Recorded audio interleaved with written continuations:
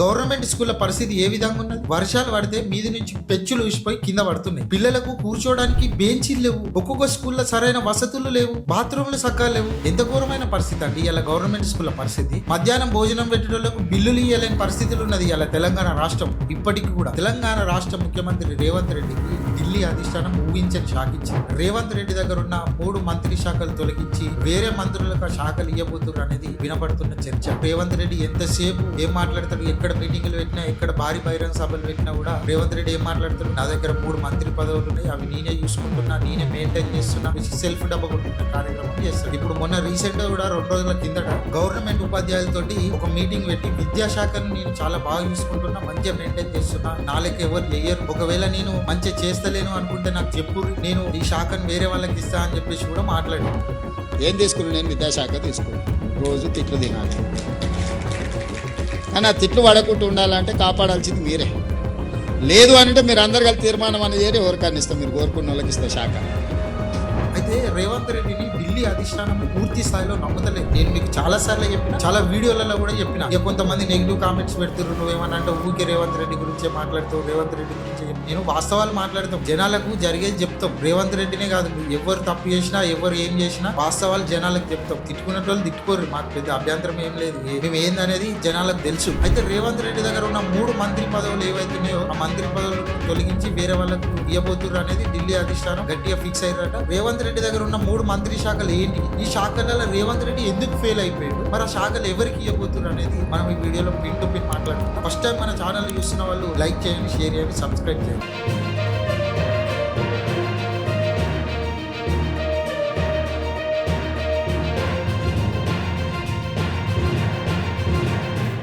Hello, hi, అందరికి నమస్తే, welcome to Deccan news. నేను మీ సుధీర్. రేవంత్ రెడ్డి దగ్గర 3 మంత్రి శాఖల్ని, ఒకటి విద్యాశాఖ, రెండోది హోంశాఖ, మూడోది మున్సిపల్ శాఖ. ఈ 3 శాఖలు రేవంత్ రెడ్డి దగ్గరనే ఉన్నాయి. ఫస్ట్ విద్యాశాఖ విషయానికి వస్తే, ఈ రోజు తెలంగాణ రాష్ట్రంలో మన రాష్ట్రం 18వ స్థానంలో ఉన్నది. అంటే ఎంత దౌర్భాగ్యమైన పరిస్థితులు ఉన్నాం మనం చూడు. విద్యా విషయంలో ఎంత ఘోరమైన పరిస్థితి. తెలంగాణ రాష్ట్రం C గ్రేడ్ లో పడిపోయింది. ఇవాళ గవర్నమెంట్ స్కూళ్ల పరిస్థితి ఏ విధంగా ఉన్నది? వర్షాలు పడితే మీది నుంచి పెచ్చులు ఊసిపోయి కింద పడుతున్నాయి. పిల్లలకు కూర్చోడానికి బెంచీలు లేవు. ఒక్కొక్క స్కూల్లో సరైన వసతులు లేవు. బాత్రూమ్లు సక్కా లేవు. ఎంత ఘోరమైన పరిస్థితి అండి ఇలా గవర్నమెంట్ స్కూళ్ల పరిస్థితి. మధ్యాహ్నం భోజనం పెట్టేటోళ్లకు బిల్లులు ఇవ్వలేని పరిస్థితులు ఉన్నది ఇలా తెలంగాణ రాష్ట్రం. ఇప్పటికి కూడా ఏమన్నా అయితే మేము ఇంటిగ్రేటెడ్ స్కూల్ కడుతున్నాం, సన్న బియ్యం పెడుతున్నాం, ప్రైవేట్ స్కూల్ ఓపెనింగ్ పోతాడు, ప్రైవేట్ దవాఖాన్లు ఓపెనింగ్ పోతాడు. మొన్ననే రీసెంట్ గా బీజేపీకి సంబంధించిన ఒక లీడర్ ప్రైవేట్ స్కూల్ ఓపెనింగ్ పోయిండు రేవంత్ రెడ్డి. ఏం జరుగుతా ఉంది ఇలా? రాజకీయ నాయకుల కొడుకులు, ఎమ్మెల్యేల కొడుకులు, మంత్రుల కొడుకులు, మనవరాళ్ళు, మనవన్లు ఎక్కడ చదువుతారు? ప్రైవేట్ స్కూళ్ళల్లో, పెద్ద పెద్ద కార్పొరేట్ స్కూళ్ళల్లో, అమెరికాలో, లండన్ లో చదువుతారు.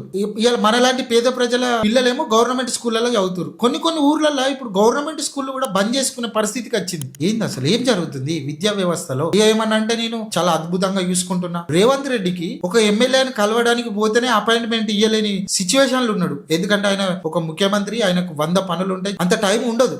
ఒక ఎమ్మెల్యేకు అపాయింట్మెంట్ ఇయ్యలేని రేవంత్ రెడ్డి రేపు పొద్దున ఏదైనా గవర్నమెంట్ టీచర్లకు ఏమైనా ప్రాబ్లమ్స్ ఉంటాయి, వాళ్ళకి ఏమైనా సమస్యలు ఉంటాయి, వాళ్ళు ఎవరికైనా చెప్పుకోవాలంటే కూడా నువ్వు అపాయింట్మెంట్ ఇవ్వలేని పరిస్థితులు ఉన్నావు. మరి వాళ్ళ సమస్యలు ఎవరికి చెప్పుకోవాలి? ఎవరికి చెప్పుకుంటే వాళ్ళ సమస్యలకు పరిష్కారం దొరుకుతుంది? గురుకుల పాఠశాలల్లో స్టిల్ నా ఇప్పటికీ గురుకుల పాఠశాలల్లో పుస్తకాలు లేవు, చదువుకోవడానికి సరైన బెంచీలు లేవు. కాంగ్రెస్ గవర్నమెంట్ అధికారంలోకి వచ్చిన కంచి ఎంతమంది పిల్లలకు ఫుడ్ పాయిజన్లు అయినాయి? ఇది వాస్తవం కాదా? మనం చూడలేదా? నిన్న రీసెంట్ గా నేను ఈ రోజు పొద్దున కూడా న్యూస్ చూసిన, మంచిర్యాల దగ్గర ఒక గురుకుల పాఠశాలలో ఫుడ్ పాయిజన్ అయింది. ఎంత ఘోరమైన పరిస్థితి అండి, ఎంత దారుణమైన పరిస్థితి. ఇంత ఘోరంగా విద్యా వ్యవస్థ నడిపిస్తే పేద ప్రజలు పైసలు లేక పెద్ద పెద్ద కార్పొరేట్ స్కూళ్ళల్లో, ప్రైవేట్ స్కూళ్ళల్లో చదివించుకునేంత స్తోమత లేక గవర్నమెంట్ స్కూల్ పంపిస్తే ఇలా గవర్నమెంట్ స్కూళ్ళ పరిస్థితి ఏంది? ఎంత ఘోరమైన పరిస్థితి ఉన్నది. సరైన బుక్కులు ఉండయి, బెంచీలు ఉండయి, మహిళలకు టాయిలెట్ల సౌకర్యం కూడా కరెక్ట్ గా లేదు. ఇలా ఎంత ఘోరం అండి. ఇంటర్మీడియట్ విద్యార్థులకు సిలబస్ చేంజ్ అయింది. ఇప్పటి వరకు గురుకుల కళాశాలల్లో పుస్తకాలు లేని పరిస్థితి. ఏమన్నా అంటే నేను విద్యాశాఖను చాలా అద్భుతంగా నడిపిస్తా ఉన్నా అని చెప్పి మాట్లాడుతాడు. ఇట్లా ఉన్నది విద్యాశాఖ పరిస్థితి. ఇక హోంశాఖకు వస్తే ఇలా తెలంగాణ రాష్ట్రంలో ల్యాండ్ ఆర్డర్ పరిస్థితి ఏంది అంటున్నా. ఎంత ఘోరంగా ఉన్నది. పోలీసులు ఎవరి కోసం పనిచేస్తారు? ప్రజల కోసం పనిచేస్తారా? రాజకీయ నాయకుల కోసం పనిచేస్తారా? ప్రభుత్వాన్ని ప్రశ్నిస్తే సామాన్య ప్రజల్ని తీసుకుపోయి జైల్లో లేసుడు, విద్యార్థులు ప్రశ్నిస్తే విద్యార్థులను తీసుకుపోయి జైలు లేసుడు, వాళ్ళ మీద అక్రమంగా కేసులు పెట్టుడు. ఏంది ఇది? ఎట్లుంది ల్యాండ్ ఆర్డర్ పరిస్థితి? పోలీసుల బిహేవియర్ ఎట్లున్నది? అలా రీసెంట్ గానే జూబ్లీ హిల్స్ లా ఒక సిఐ శ్రీనివాస్ రెడ్డి అని ఒక మహిళ పోలీస్ స్టేషన్ కు కంప్లైంట్ చేయడానికి పోతుంది. మా హస్బెండ్ నన్ను ఇబ్బంది పెడతా ఉండు, నన్ను కొడుతుండు, తిడుతుండు, నన్ను చాలా టార్చర్ చేస్తుండని చెప్పేసి ఒక మహిళ పోలీస్ స్టేషన్ కు కంప్లైంట్ ఇవ్వడానికి పోతే ఆ మహిళ నంబర్ తీసుకొని ఈ శ్రీనివాస్ రెడ్డి అనే సిఐ ఆమెకు పర్సనల్ గా మెసేజ్లు చేసుడు, ఆమెకు పర్సనల్ గా ఫోన్లు చేసుడు, ఆమెతో మాట్లాడు, ఆమె ఆర్థిక పరిస్థితులన్నీ తీర్చి ఆమెను లొంగ తీసుకొని ఆమెతోని ఎఫ్ఐఆర్ పెట్టుకొని అన్ని మంచిగా ఉన్నాక ఆమెతోటి కలిసి ఉండి అన్ని చేసిన తర్వాత ఆమె దగ్గర నుంచి 2 కోట్ల డబ్బులు వసూలు చేసి ఇలా ఆమెను బ్లాక్ మెయిల్ చేయడానికి రెడీ అయ్యింది. ప్రైవేట్ ఫోటోలు ప్రైవేట్ వీడియోలు పెట్టుకొని ఎటుపోతుంది ఇలా? పోలీసులు అంటే రక్షక భటులు అంటారు. ప్రజలకు రక్షణనే మీరే కల్పించండి, మరి ఎట్లా ఇవాళ ఎటుపోతుంది వ్యవస్థ?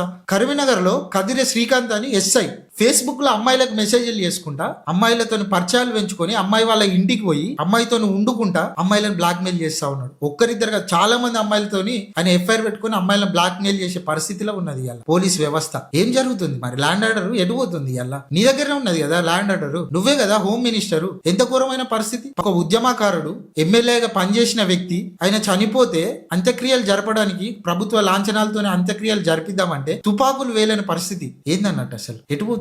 మున్సిపల్ శాఖ విషయానికి వస్తే రేవంత్ రెడ్డి చెప్తాడు, మీటింగులు పెట్టి రేవంత్ రెడ్డి మాట్లాడతాడు, ఇగో ఈ చెత్త ఊడ్చేటోళ్ళు చెత్త సరిగా తీత్తలేరు, వాళ్ళ దగ్గర ఆటోలు ఉన్నాయి, వాళ్ళ ఆటోలు కూడా సరిగా నడుపుతలేరు, ఎక్కడి చెత్త అక్కడనే ఉంటుంది అని చెప్పేసి మాట్లాడుతుంది. అరే నువ్వు ఒక శాఖకు మంత్రివి, ఒక రాష్ట్రానికి ముఖ్యమంత్రివి, నువ్వు ఒక బాస్ పొజిషన్ లో ఉన్నావు, నువ్వు చెప్తేనే వినంది మరి ఎవరు చెప్తుంటారు? ఇక ఇలా హైదరాబాద్ పట్టణం మొత్తం దోమలలో బతుకుతా ఉన్నారు. వాస్తవం కాదా?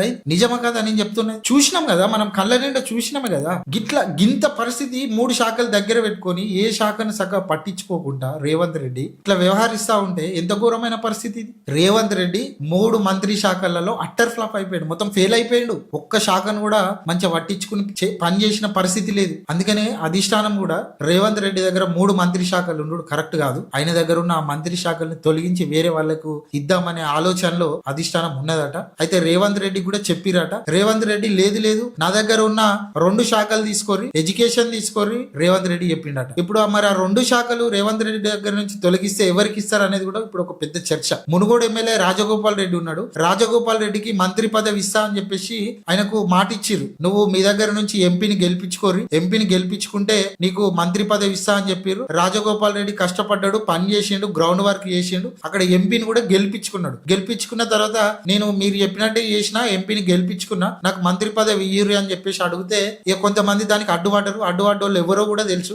రాజగోపాల్ రెడ్డికి మంత్రి పదవి వస్తే ఆయన ఎక్కడ ఇంకా పైకి ఎదిగిపోతాడో, నా మంత్రి పదవి ఎక్కడ పోతుందో, నా కుర్చీ ఎక్కడ పోతుందో అని చెప్పేసి కొంతమంది అడ్డుపడ్డారు. అడ్డుపడ్డోళ్ళు ఎవరో కూడా అందరికి తెలిసిన విషయమే. అయితే ఎడ్యుకేషన్ మినిస్టర్ గా రాజగోపాల్ రెడ్డికి హైకమాండ్ ఇవ్వబోతురు అనేది వినబడుతున్న చర్చ. ఇక మున్సిపల్ శాఖ ఎవరికి ఇస్తారు అనేది మాత్రం క్వశ్చన్ మార్క్ లో ఉన్నది. ఏది ఏమైనప్పటికీ కూడా రేవంత్ రెడ్డి దగ్గర ఉన్న 3 శాఖలను అధిష్టానము తొలగించడానికి సిద్ధంగా ఉన్నారంట. రేవంత్ రెడ్డి పైన అధిష్టానం మాత్రం పూర్తి స్థాయిలో నమ్మకంగా లేరు. ఇది వాస్తవం, ముమ్మాటికి వాస్తవం ఇది. ఎందుకంటే రేవంత్ రెడ్డి ఎప్పుడు ఏం మాట్లాడతాడో, ఆయన ఎప్పుడు ఎట్లుంటుండో తెలుస్తలేదు. ఏమన్నా అంటే రేవంత్ రెడ్డి మాట్లాడతాడు, కాంగ్రెస్ పార్టీకి నేనే దిక్కు, నేను లేకపోతే కాంగ్రెస్ పార్టీయే లేదు, ఇప్పుడు వన్ అండ్ ఓన్లీ నేనే దిక్కు కాంగ్రెస్ పార్టీకి అని చెప్పేసి రేవంత్ రెడ్డి మాట్లాడుతుంటారు. ఇవన్నీ అధిష్టానానికి నచ్చతలేవు. అధిష్టానానికి కూడా పూర్తి స్థాయిలో అర్థమైపోతుంది రేవంత్ రెడ్డి మన పట్టులో లేడు, రేవంత్ రెడ్డి ఆలోచనలు వేరే ఉన్నాయి, ఆయన సొంత నిర్ణయాలు వేరే ఉన్నాయి, ఆయన ఏం పని చేసినా కూడా అధిష్టానానికి చెప్తలేడు, ఆయన సొంత నిర్ణయాలతోనే చేస్తా ఉండు. కాబట్టి రేవంత్ రెడ్డి చేసే పనుల వల్ల పార్టీకి చాలా డ్యామేజ్ జరుగుతా ఉంది.